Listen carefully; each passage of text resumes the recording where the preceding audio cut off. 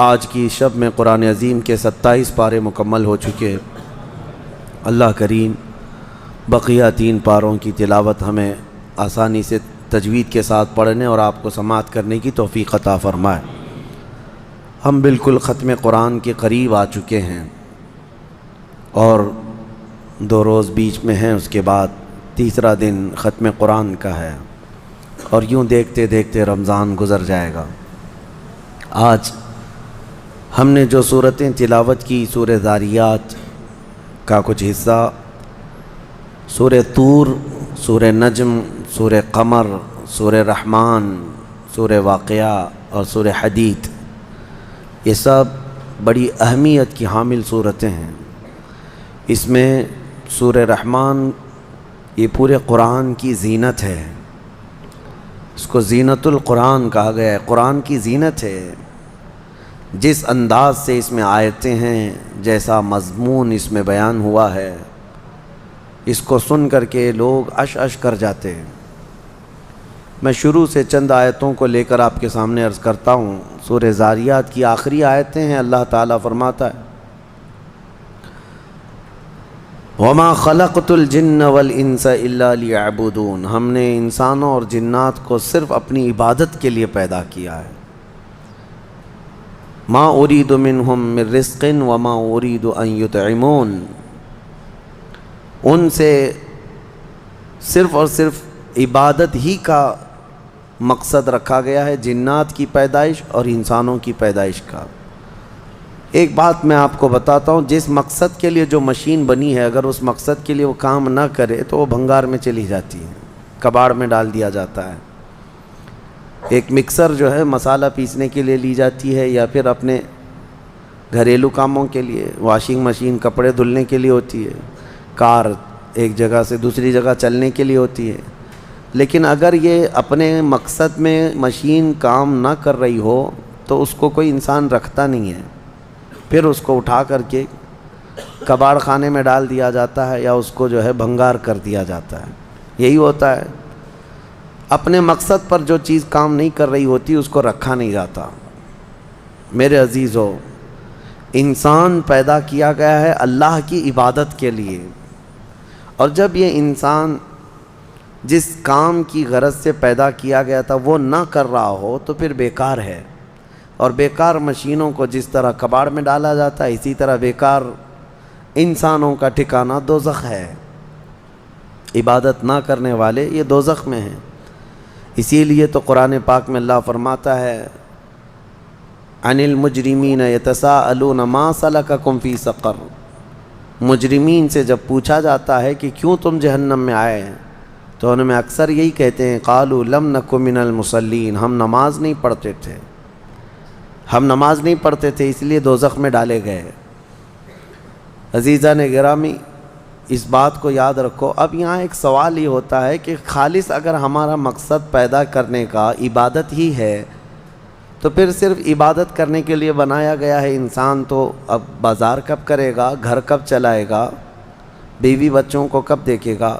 خالص یہ عبادت کے لیے پیدا کیا گیا ہے، تو پھر باقی سارے کام جو کر رہا ہے اس کا کیا ہے؟ میں آپ کو بتاتا ہوں۔ فرمایا کہ اگر کسی نے فجر کی نماز کی غرض سے مسجد میں داخلہ لیا، مسجد میں آیا، نماز پڑھا، اور پھر اس کے بعد مسجد سے باہر نکلتا ہے، مسجد سے باہر یہ سوچ کر کے نکلتا ہے کہ مجھے ظہر میں واپس آنا ہے، ظہر کی نماز پڑھنی ہے، تو فجر سے لے کر ظہر تک جو جو کام کیا اس نے وہ سب عبادت میں شمار ہوگا، کیونکہ وہ انتظار میں تھا دوسری نماز کے، اتنا وقت اس کا عبادت میں گزارا جائے گا۔ بس یہ ہے کہ کوئی حرام کام نہ کیا ہو، باقی وہ تجارت کر رہا ہو، لوگوں سے میل جول کر رہا ہو، اپنے گھر میں بیٹھا ہو، کوئی بھی کام کر رہا ہو، اس کو عبادت میں شامل کر لیا جائے گا۔ اسی طرح ظہر پڑھا، ظہر کے بعد باہر نکل کر کے یا نماز کے بعد اس نے یہ نیت کی کہ مجھے عصر پڑھنا ہے، عصر کا انتظار، تو انتظار میں جو بھی کام کرے گا وہ سب عبادت میں شمار ہے۔ اس طرح سے صرف تم انتظار میں اپنے 24 گھنٹے کو عبادت بنا سکتے ہو، اور یہی مقصد انسان کی زندگی کا ہے کہ انسان کو عبادت کے لیے بنایا گیا ہے، تو کم از کم اپنی سوچوں سے تو عبادت کرو۔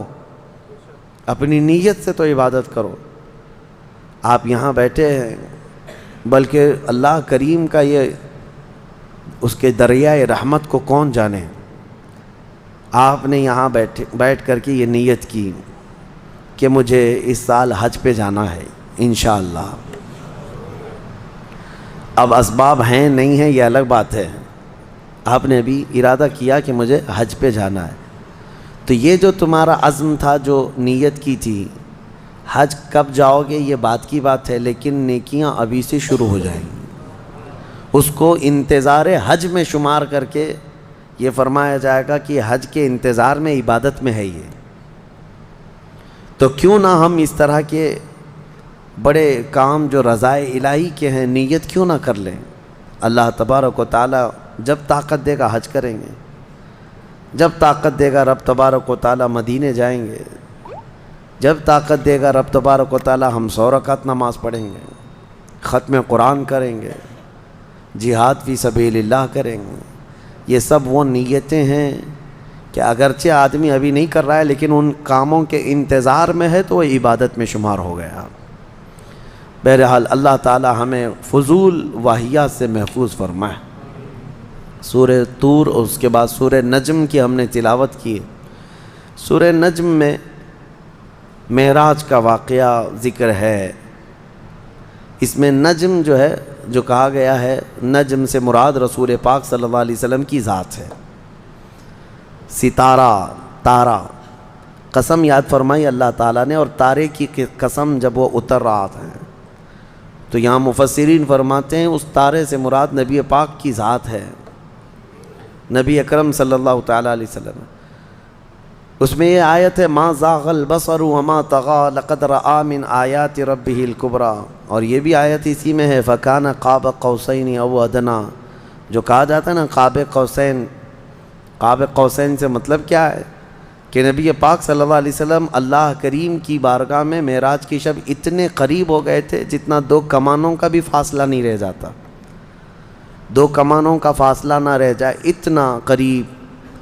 اور پھر قرآن میں یہ فرمایا گیا کہ نبی پاک صلی اللہ علیہ وسلم اپنے رب کو ایسے دیکھتے رہے کہ آپ نے پلک بھی نہیں جھپکی، نہ آنکھ ادھر ادھر ہوئی نہ پلک جھپکی، بلکہ حضور پاک صلی اللہ علیہ وسلم اپنے رب ذوالجلال کا، اس کی ذات کا مشاہدہ پوری اپنے ماتھے کی آنکھوں سے کرتے رہے. اس کا تذکرہ ہے.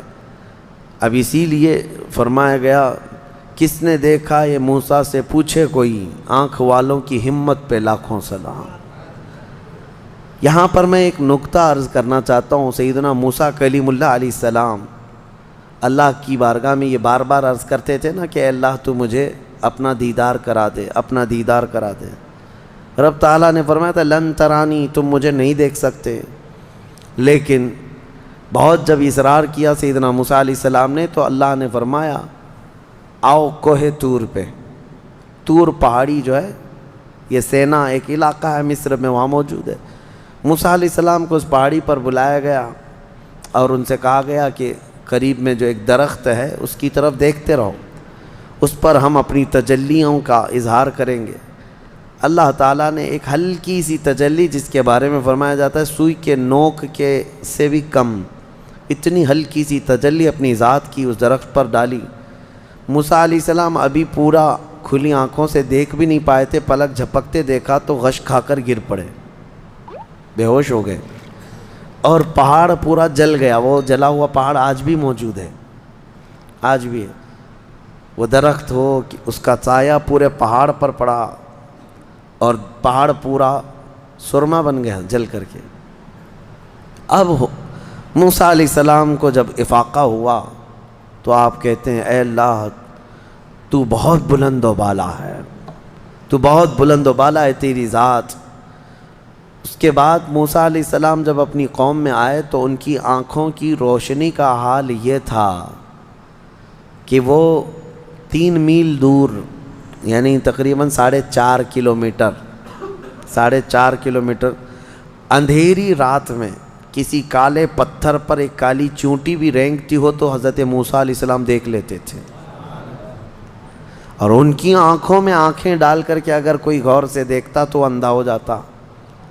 موسیٰ علیہ السلام کی آنکھوں میں جو جلال تھا وہ ہلکی سی تجلی جو آپ نے دیکھی تھی کوہ طور پر، تب آنکھوں کی روشنی کا حال یہ تھا اور ان کی آنکھوں کے جلال کا حال یہ تھا کہ کوئی آنکھوں سے آنکھیں ملا کے دیکھ نہیں پاتا، اور سخت سیاہ رات میں 4.5 کلومیٹر دور اگر کسی پتھر پر چونٹی رینگ رہی ہو تو موسیٰ علیہ السلام دیکھ لیتے تھے۔ یہ ہلکی تجلی دیکھنے والوں کی آنکھوں کا حال ہے، اور جو رب ذوالجلال کی پوری ذات کا مشاہدہ کیا ہو اس سرور عالم صلی اللہ تعالیٰ علیہ وسلم کی آنکھوں کا حال کیا ہوگا؟ اور کوئی غیب کیا تم سے نہاں ہو بھلا یا رسول اللہ، جب نہ خدا ہی چھپا تم پہ کروڑوں درود۔ اسی لیے فرمایا اعلیٰ حضرت نے، جس طرف اٹھ گئی دم میں دم آ گیا، اس نگاہ عنایت پہ لاکھوں سلام۔ ہاں بس یہ ہے کہ نبی پاک صلی اللہ تعالیٰ علیہ وسلم کو بلایا گیا تھا، اس لیے نہ غشی آئی نہ بے ہوشی آئی، نہ اللہ کریم کی بارگاہ میں۔ قرآن میں یہ فرمایا اللہ نے، ما زاغ البصر وما طغى، آپ کی آنکھیں نہ جھپکیں نہ بہکیں، ادھر ادھر نہیں ہوئیں، اپنے رب کے جلووں کا مشاہدہ کرتی رہیں۔ کیوں؟ اس لیے کہ جن کو خود رب تبارک و تعالیٰ بلایا ہو۔ یہاں سے اور ایک نقطہ میں بتاتا ہوں، کوئی خود سے اگر کوئی چیز حاصل کرنا چاہے تو بالکل ممکن نہیں، لیکن رب کسی کو دینا چاہے تو یہی تو اہل سنت و جماعت کا عقیدہ ہے۔ علم غیب جو حضور صلی اللہ علیہ وسلم کے لیے ہم مانتے ہیں، یہ لوگ کہتے ہیں یہ سنی بریلوی سب شرک کر جاتے ہیں، رسول کے لیے بھی غیب کی خبر، غیب کا علم مانتے ہیں کہ اللہ عالم الغیب والشہادہ ہے، رسول کیسے عالم الغیب ہو گئے؟ میاں یہی تو سمجھنے کی بات ہے کہ ہم یہ نہیں کہتے کہ رسول بھی اللہ کی طرح علم غیب رکھتے ہیں، نہیں، ہم یہ کہتے ہیں اللہ جسے چاہے جتنا عطا فرمائے، اور اس نے اپنے رسول کو بے حساب عطا کیا، یہ قرآن میں ہے، تو تمہارا اور میرا جھگڑا کس بات کا؟ اللہ کی عطا پر ہے، اللہ کی عطا پر جھگڑا کرو گے؟ تمہیں یہ ماننا ہوگا۔ ہاں اگر کوئی یہ کہتا ہے کہ نہیں رسول کا خود کا ذاتی علم ہے تو اس کو کہو کہ گمراہ ہو گیا یہ شخص، ہم اس کو نہیں مانتے۔ رسول پاک صلی اللہ علیہ وسلم کو ہو یا دنیا میں کسی بھی شخص کے بارے میں تم اگر یہ مانتے ہو کہ اس کی خود کی حاصل کی بھی طاقت ہے، ہم اسے شخص کو کہتے ہیں کہ یہ شرک کی طرف جا رہا ہے۔ ہاں یہ کہو کہ اللہ کی عطا سے اللہ جس کو جو چاہے عطا فرمائے، اللہ جس کو جو چاہے عطا فرمائے۔ ایک بیچارے بہکے ہوئے صاحب ہیں، ہم نے یہ دلیل ان کے سامنے رکھی، بھائی ذاتی اور عطائی کا فرق سمجھو، ذاتی اور عطائی۔ ذاتی کا مطلب اللہ کی جتنی طاقتیں ہیں وہ اس کی خود کی ہیں، اس کو کسی نے دیا نہیں ہے، اور رسول کو جو کچھ بھی ملا ہے وہ ان کی خود کی نہیں ہے بلکہ یہ اللہ کی عطا کی ہوئی ہے، اللہ کی۔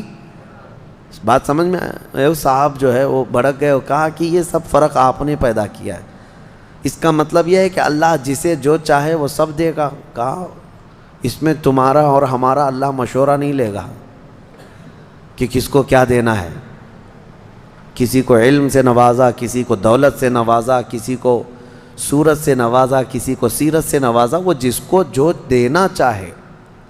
جب وہ کائنات میں اپنے محبوب کو بے پناہ علم عطا کرتا ہو تو تمہیں جھگڑا کس بات کا ہے؟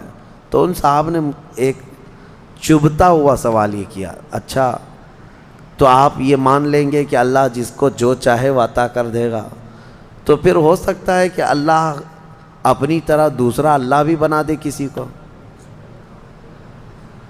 کہاں کی بات کہاں لے جا کر کے فٹ کر رہے ہو؟ ہم نے پوچھا کہ اپنی طرح اللہ بنانے کا مطلب کیا ہے آپ کا؟ اپنی طرح ایک خدا، اور یہ ایتھسٹ لوگوں کا سوال ہے جو ملحد ہیں۔ ہم نے ان سے کہا کہ ٹھیک ہے، آپ کہنا کیا چاہتے ہیں؟ یعنی اللہ دوسرا خدا بنا سکتا ہے، یعنی دوسرا خدا؟ تو میں ہی آپ سے سوال کرتا ہوں، چلیے آپ کے حساب سے اگر خدا نے دوسرا خدا بنایا، دوسرا خدا بنایا، تو مجھے یہ بتاؤ یہ دوسرے نمبر والا خدا، اس کے بارے میں عقیدہ کیا ہونا چاہیے؟ ہمارا عقیدہ یہ ہے، ہمارا عقیدہ خدا کے بارے میں کیا ہے وہ سنو۔ دوسرا کیوں نہیں بنا سکتا اللہ؟ دوسرا اگر بنایا تو اس کے بارے میں جب بھی تم کہو گے تو یہ کہو گے یہ خدا کا، یہ پہلے والے خدا کا بنایا ہوا ہے. کیا کہو گے؟ دوسرا والا کیا ہوگا؟ بنایا.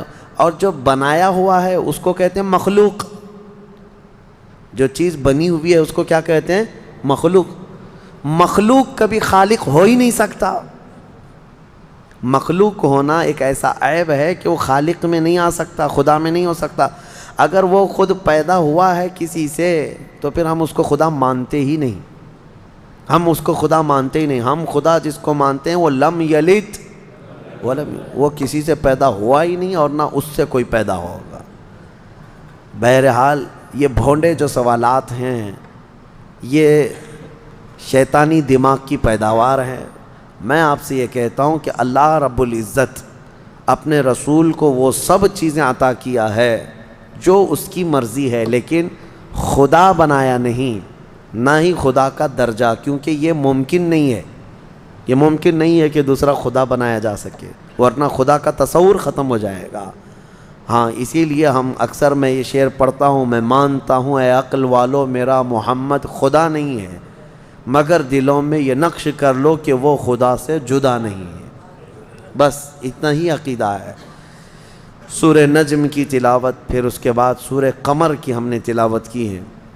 سورہ قمر میں اللہ تعالیٰ نے حضرت نوح علیہ السلام کی قوم پر جو عذاب آیا اس کا ذکر فرمایا. طوفان نوح جو آیا تھا، فدعا ربہ انی مغلوب فانتصر. حضرت نوح علیہ السلام یہ وہ نبی ہیں جن کو اللہ نے 950 سال کی عمر عطا کی. کتنے؟ 950 سال. اور وہ تبلیغ کرتے رہے. 950 سال کوئی چیز ہے؟ آپ اندازہ کر سکتے ہیں. اور 950 سال تبلیغ کرنے کے بعد ان کی تبلیغ سے صرف 80 لوگ ایمان لائے تھے. ان کی بیوی بھی کافرہ تھی، ان کا بیٹا کافر تھا، وہ ایمان نہیں لائے. مایوس ہونے کی ضرورت نہیں میرے عزیزو. یہاں جمعہ 8 دن ہوتے ہیں دعوت دیتے ہوئے لوگوں کو، اور پھر تھک جاتے ہیں. ہماری تو کوئی سنتا ہی نہیں ہے. وہ 950 سال تک تھکے نہیں اللہ کے نبی. دین کی دعوت ایسا نہیں ہے کہ تم سوچتے ہو ابھی میں دعوت دوں ابھی فوراً یہاں اثر ہو جانا چاہیے. انگریزی دوائیوں کی طرح سمجھتے ہو، ادھر گولی دیا ادھر بخار اترنے لگ جائے. ہاں دعوت، دین کی دعوت، ایمان کی دعوت، اس میں وقت لگتا ہے. نبیوں میں بھی اللہ کے رسول صلی اللہ تعالیٰ علیہ وسلم کی دعوت جب شروع ہوئی تو کیا مکہ میں جب آپ نے اعلان فرمایا تھا سینکڑوں لوگ آ گئے تھے. پورے مجمع سے ایک 9 سال کا بچہ، وہ بھی حیدر کرار، ایمان لائے. عورتوں میں حضرت خدیجہ آئیں. دھیرے دھیرے دھیرے دعوت بڑھتی گئی ہے. دین کی باتیں آپ دوسروں تک پہنچائیں، اچھائی کا حکم دیتے رہیں، اور مایوس نہ ہوں کہ میری کوئی سنتا نہیں. وہ اللہ کی مرضی ہے، جب ان چاہے ان کے دلوں میں بات ڈال دے گا.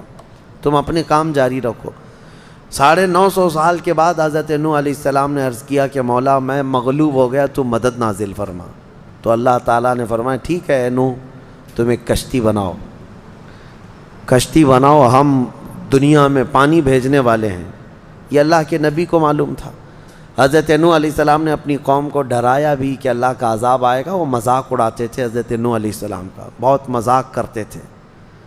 کبھی کبھار تو ایسا تھا کہ حضرت نوح علیہ السلام کو مارتے تھے، پورا دن آپ بے ہوش ہو جاتے تھے، اور ان کے مارنے میں مدد ان کی بیوی کرتی تھی. کافروں کو حضرت نوح علیہ السلام کی خبر دیتی تھی، مدد کرتی تھی. بہرحال حضرت نوح علیہ السلام نے کشتی بنانا شروع کیا. وہ اتنی بڑی کشتی تھی لکڑی کی جس کو عام طور پر ڈھکیل کے بھی لے جایا نہیں جا سکتا تھا. وہاں کوئی آس پاس سمندر اور ندی بھی نہیں. اس پر بھی لوگ مذاق اڑانے لگے کہ خشکی میں اتنی بڑی کشتی بنا رہے ہو، اس کو اٹھا کر سمندر تک لے جاؤ گے کیسے؟ انہوں نے کہا اس وقت بھی کہ آ جاؤ میری کشتی میں، اگر اللہ کا عذاب آیا تو تم سب ہلاک ہو جاؤ گے. وہ سب مذاق اڑاتے تھے. کون سا عذاب؟ کیسا عذاب؟ تو پھر اللہ فرماتا ہے فَفَتَحْنَا أَبْوَابَ السَّمَاءِ بِمَاءٍ مُنْهَمِرٍ، ہم نے آسمان کے سارے دروازے کھول دیے پانی سے. وَفَجَّرْنَا الْأَرْضَ عُيُونًا، اور پھر ہم نے زمین کو پھاڑ دیا کہ زمین پانی اگلنے لگ گئی. فالتقى الماء على امر قد قدر، پانی بڑھتا گیا اتنا کہ آسمان سے بھی برستا تھا، زمین سے بھی نکلتا تھا۔ میرے عزیزو، آپ نے تو ممبئی میں باڑھ دیکھی ہے، سیلاب دیکھی ہے، یہاں پانی جب بھر جاتا ہے تو موت گلے تک آ جاتی ہے، خوف طاری ہوتا ہے۔ یہ تو ہلکا پھلکا پانی، 1 مالا ڈوبا ہوگا، کسی کا 2 مالا، لیکن وہ نوح علیہ السلام کے زمانے میں جو طوفان آیا، زمین کا کوئی پہاڑ بھی باقی نہیں تھا، اس کے اوپر پانی جا چکا تھا، زمین پر کوئی پہاڑ بھی باقی نہیں تھا۔ جو کفار آپ کی کشتی میں نہیں آئے وہ سب غرق ہوئے، یہاں تک کہ ان کا بیٹا جو کشتی میں نہیں آیا، آپ نے فرمایا تھا یا بنی ارکب معنا ولا تکن مع الکافرین، اے میرے بیٹے آ جا، ہمارے ساتھ سوار ہو جا، کافروں کے ساتھ مت جا۔ اس نے کہا تھا قال سآوی الی جبل یعصمنی من الماء، میں ایک پہاڑ کے اوپر جاؤں گا، مجھے پانی سے میں بچ جاؤں گا۔ اللہ نے فرمایا لا عاصم اليوم، آج کے دن کوئی بچانے والا نہیں ہے تمہیں، سب ختم ہو گئے۔ حضرت نوح علیہ الصلاۃ والتسلیم کی کشتی میں جتنے لوگ سوار تھے، یہ کشتی تقریباً 40 دن تک روئے زمین پر، پانی پر تیرتی رہی۔ پھر جب طوفان ختم ہوا تو کنارے پر جا کر کے یہ لگی، اس میں کئی دن گزر گئے، تو اللہ کی حمد بیان کی آپ نے، اور اللہ کریم کی اس نجات پر شکر بھی ادا کیا اللہ کا۔ وہ 10 محرم کا دن تھا۔ تو نوح علیہ السلام کی قوم پر آیا ہوا عذاب کا ذکر سورہ قمر میں اللہ تعالیٰ نے فرمایا ہے، اور اس سورہ قمر میں ایک آیت مکرر 4 مرتبہ اللہ تعالیٰ نے ارشاد فرمایا وَلَقَدْ يَسَّرْنَا الْقُرْآنَ لِلذِّكْرِ فَهَلْ مِن مُدَّكِرٍ، ہم نے قرآن یاد کرنے کے لیے آسان بنایا، ہے کوئی یاد کرنے والا؟ جواب دینا آپ لوگ اللہ کی بارگاہ میں۔ اللہ فرما رہے ہیں ہم نے یاد کرنے کے لیے قرآن آسان کیا ہے کوئی یاد کرنے والا؟ شاید اکثر مسلمان یہی کہیں گے ہم یاد کرنے والے نہیں ہیں، یاد کرنا تو دور کی بات ہے، پڑھنے والے نہیں ہیں۔ صفحہ 2 صفحہ پڑھ کر کے بھاگنے کا جی چاہتا ہے۔ ہم دیکھتے ہیں قرآن ہاتھ میں لیتے ہی کتنے لوگوں کا دل بے قابو ہونے لگتا ہے، اکتاہٹ آنے لگتی ہے، نعوذ باللہ من ذالک۔ یہ وہ دل ہیں جو کالے ہو چکے ہیں، یہ وہ دل ہیں جو بیمار ہو چکے ہیں گناہوں کی وجہ سے، ان کے ہاتھوں میں قرآن زیادہ دیر تک نہیں آ سکتا۔ اللہ کریم فرما رہا ہے کہ ہم نے قرآن یاد کرنے کے لیے آسان بنایا۔ میں سب کے لیے نہیں کہتا الا ماشاء اللہ، ابھی تو سال بھر کی بات تو چھوڑو، رمضان آیا ہے، ذرا گریبان میں جھانک کر کے دیکھنا کتنے پارے آج تک تلاوت کر چکے، تراویح کو چھوڑ کر کے۔ قرآن کتنے لوگ اٹھائے، کتنے لوگوں نے پڑھا، کتنی تلاوت ہوئی۔ اللہ کی بارگاہ میں سب جواب دینا ہوگا آپ کو۔ قرآن میں رب تعالیٰ نے بار بار فرمایا، 4 بار فرمایا ہم نے یاد کرنے کے لیے آسان بنایا، ہے کوئی یاد کرنے والا؟ نہیں، پڑھنے والا بھی نہیں ہے۔ گھروں میں جو قرآن رکھے ہوئے ہیں مصحف، اس پر تو دھول جمع ہو رہی ہے، لوگ اس کو بھولے سے بھی ہاتھ نہیں لگاتے۔ عزیزان گرامی، حدیث پاک میں ہے، میرے آقا فرماتے ہیں کل قیامت کے دن جس کے خلاف قرآن اور رمضان کھڑے ہو جائیں گے، اس کو دوزخ میں جانے سے کوئی نہیں بچا سکے گا۔ جھگڑا کریں گے یہ قرآن اور رمضان، جس کے خلاف کھڑے ہو گئے کہ مولا اس کو دوزخ میں بھیجنا ہے، اللہ ان کی سفارش پر ان کو دوزخ بھیجے گا، اور ان سے دوزخ سے بچانے والا پھر کوئی نہیں ہوگا۔ قرآن اور رمضان یہ کمبینیشن ہے، اس کو آپ رمضان میں کثرت سے پڑھو، تلاوت کرو، اور جسے نہیں آتا وہ سیکھنے کی تو کوشش کرو۔ میرے اپنے اندازے کے مطابق عام دماغ رکھنے والا، بہت اعلیٰ دماغ نہیں، عام دماغ رکھنے والا بندہ بھی 40 دن میں قرآن سیکھ سکتا ہے، بہت آسان ہے۔ پر ڈے اگر ایک حرف بھی سیکھا تو الف سے لے کر یا تک 29 حرف ہیں، 29 حرف ہیں، اور زبر زیر پیش، 2 زبر 2 زیر 2 پیش، مد جزم تشدید، یہ کل ملا کر کے جو حرکتیں ہیں یہ 11 ہیں۔ ایک دن ایک حرف سیکھے اور ایک دن ایک حرکت سیکھے تو 11 اور 29 40 دن ہو جاتے ہیں۔ 40 دن میں یہ تو پورا قرآن سیکھ جانا چاہیے اس کو، بڑا آسان ہے۔ میں یہ نہیں کہہ رہا کہ آج ہی بیٹھ کر کے 2 صفحے پڑھو، آج خالی الف پڑھ کر کے چلے جاؤ، دوسرے دن صرف با پڑھ کر کے چلے جاؤ، تیسرے دن صرف تا پڑھ کے چلے جاؤ، چوتھے دن صرف سا پڑھ کے چلے جاؤ۔ ایک حرف بھی ایک دن سیکھ لیا تم نے تو 40 دن میں تمہیں آ جانا چاہیے۔ برسوں ہو گئے، جوانیاں ختم ہو گئی، بڑھاپا آ گیا، لیکن قرآن نہیں آتا۔ اس کی وجہ ہے کہ تم نے کوشش ہی نہیں کیا۔ درس قرآن اگر ہم نے نہ بھلایا ہوتا، یہ زمانے نے زمانہ نہ دکھایا ہوتا، وہ زمانے میں معزز تھے مسلمان ہو کر، آج ہم خار ہوئے ہیں تاریک قرآن ہو کر، قرآن کو چھوڑ کر کے۔ بہرحال سورہ قمر کے بعد اللہ کریم نے جو سورہ ہمیں قرآن پاک میں عطا فرمائے وہ سورہ رحمان ہے۔ سورہ رحمان، اس میں جھنجھوڑنے والی آیتیں ہیں۔ اللہ تعالیٰ نے بار بار جنات اور انسانوں سے یہ سوال فرمایا، فَبِأَيِّ آلَاءِ رَبِّكُمَا تُكَذِّبَانِ، بتاؤ اے جنات و انسانوں، تم میری کون کون سی نعمتوں کو جھٹلاؤ گے؟ نبی پاک صلی اللہ علیہ وسلم جب یہ سورہ تلاوت کر رہے تھے تو صحابہ خاموشی سے سنتے رہے۔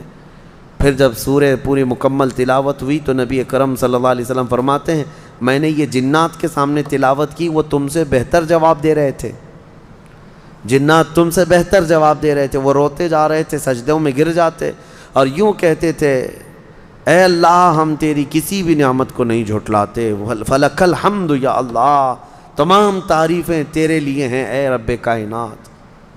سورہ رحمان پڑھنے کے بعد رونگٹے کھڑے ہو جانا چاہیے۔ تمہیں کون کون سی نعمتوں سے اللہ نے نہیں نوازا، کون سی نعمتیں نہیں ہیں؟ ایک سانس لیتے ہو نعمت ہے، ایک سانس چھوڑتے ہو یہ اللہ کی نعمت ہے۔ اگر سانس نہ لے سکو تو موت ہے، اور سانس لے لیا لیکن واپس نہیں نکلتی ہے تو بھی موت ہے۔ تمہارے لیے ایک آدھا گلاس پانی یہ اللہ کی نعمت ہے۔ پانی مل جانا نعمت ہے، اور پانی مل گیا۔ پیاس لگنا بھی نعمت ہے، اگر پیاس نہ لگے تو پانی بھی نہ پی سکو۔ پیاس لگنے کے بعد پانی بھی ہے، لیکن پی جانے کے بعد پیٹ بھرا ہوا لگنا یہ بھی نعمت ہے۔ سیراب ہو جانا یہ نعمت ہے، ورنہ کچھ بیماریاں ایسی ہیں کہ تم پورے مٹکے کے مٹکے ڈالتے رہو، پیٹ نہیں بھر سکتا۔ بھوک لگنا نعمت ہے، کھانا ملنا نعمت ہے، اور کھانے کے بعد پیٹ شکم سیر ہو جانا یہ بھی نعمت ہے۔ پیٹ بھرا ہوا محسوس ہونا یہ بھی نعمت ہے، ورنہ ہیضے کی بیماری ایسی ہے کہ ایک آدمی 10 مرغیاں بھی کھا لے زبان سے اس کی بھوک ختم نہیں ہوتی۔ بیماری ہے یہ دنیا میں۔ اللہ نے یہ سب نعمتوں سے تمہیں نوازا ہے۔ بھوک بھی لگتی ہے، کھانا بھی ملتا ہے، اور پیٹ بھی بھرا ہوا ہوتا ہے، اور پیٹ بھر جانے کے بعد غلاظت کا نکل کر کے جانا یہ بھی نعمت ہے۔ فضلہ نکل کر کے چلا جائے یہ بھی نعمت ہے۔ اگر نہیں نکلتا پیشاب پاخانہ جسم میں زہر بن جاتا ہے، 3 دن سے زیادہ تم اپنے پیٹ میں چیزیں روک نہیں سکو گے۔ اس کے بعد ہوگا یہ کہ پیشاب نہیں ہو رہا ہے، پخانہ نہیں ہو رہا ہے، تو جاؤ ڈائلیسس مشین میں، اس لیے کہ پیشاب کا پانی پورے جسم میں خون کے ساتھ مل کر کے تمہارا کریٹینن بڑھا دے گا۔ اور اسی کو تو ڈاکٹر لوگ ابھی پیسے چھیلتے ہیں کہ گلے میں یہاں پر مشین ڈال کر کے پورا خون نکالتے ہیں، مشین میں 4 گھنٹے تک فلٹر کرتے ہیں، پانی الگ کرتے ہیں، پھر خون الگ کر کے واپس جسم میں ڈالتے ہیں۔ اور ایسا شخص جس کا پانی نہیں نکلتا، ہر 2 دن پہ اس کو ڈائلیسس کرانا پڑتا ہے کہ پانی نکالنا ہے۔ اور پھر پانی کتنا لمیٹڈ پینا ہے، 2 دن کے اندر آدھا لیٹر پانی پینا ہے بس، اس سے زیادہ پانی نہیں پی سکتا۔ ڈاکٹر سختی سے منع کرتے ہیں۔ سوچو کون کون سی نعمتوں کو جھٹلاؤ گے اللہ کی۔ تم آج بھر بھر گلاس پانی پیتے ہو، پیشاب بھی برابر نکلتا ہے، اپنی حاجت بھی پوری برابر ہو جاتی ہے۔ جس دن یہ رک گیا تو تمہارے جسم میں زہر بن جائے گا، زہر بن جائے گا، کوئی نکال نہیں سکے گا تمہیں۔ اسی لیے حاتم اعصم رحمۃ اللہ تعالیٰ علیہ نے خلیفہ وقت ہارون رشید سے پوچھا کہ اگر تمہیں کہیں پانی نہیں مل رہا ہو، ایک آدھا گلاس پانی کوئی دینا چاہتا ہے تو تم کتنی قیمت میں خریدو گے؟ انہوں نے کہا میں اپنی آدھی سلطنت دے دوں گا، اگر جان بچانے کے لیے پانی خریدنا پڑے، جان ہے اصل۔ کہا اچھا پانی تو پی لیا لیکن نکلتا نہیں، لیکن کوئی نکالنے والا حکیم مل جائے تو اس کو کیا قیمت میں دے کر کے تم پانی نکلواؤ گے؟ کہا اپنی باقی آدھی سلطنت دے دوں گا کہ پانی نکال دے جسم سے۔ کہا پھر دیکھ لے تیری پوری سلطنت 1 گلاس پانی کے برابر ہے، اور رب تبارک و تعالیٰ بغیر کسی معاوضے کے تمہیں روز پلاتا بھی ہے اور نکالتا بھی ہے۔ فَبِأَيِّ آلَاءِ رَبِّكُمَا تُكَذِّبَانِ، تم پیدا ہوئے تھے اس وقت سے مولا کریم تمہاری ایسی نگرانی رکھا ہے۔ تم ماں کے پیٹ میں تھے تو تمہیں ناف کے ذریعے سے رزق پہنچاتا رہا، جب تم جسم سے باہر آئے ماں کے دنیا میں آئے تو ماں کا خون جو ہے دودھ میں بدل کر کے اس کے سینے میں تمہاری غذا بنا دی۔ جب جب بچے کو بھوک لگتی ہے اور ماں کے سینے میں خود دودھ پیدا ہوتا ہے، کون بناتا ہے یہ دودھ؟ کون بناتا ہے؟ عورت کھاتی کیا ہے؟ ارے وہ پھل کھا رہی ہے، فروٹ کھا رہی ہے، گوشت کھا رہی ہے، مچھلی کھا رہی ہے، انڈا کھا رہی ہے، کہیں یہ ساری چیزیں کھا رہی ہے، لیکن سب جانے کے بعد اس کے جسم میں دودھ بنتا کیسے؟ برابر کبھی سوچا؟ سیم چیزیں مرد بھی کھاتا ہے، سیم چیزیں عورت بھی کھاتی ہے، لیکن مرد کے سینے میں تو دودھ نہیں بنتا۔ عورت کی خصوصیت ہے، عورت کے سینے میں دودھ اس لیے بنایا جاتا ہے کہ اللہ نے بچے کی پرورش کا نظام رکھا ہے، تمہارا رزق اس کے سینے میں رکھا ہے اللہ نے۔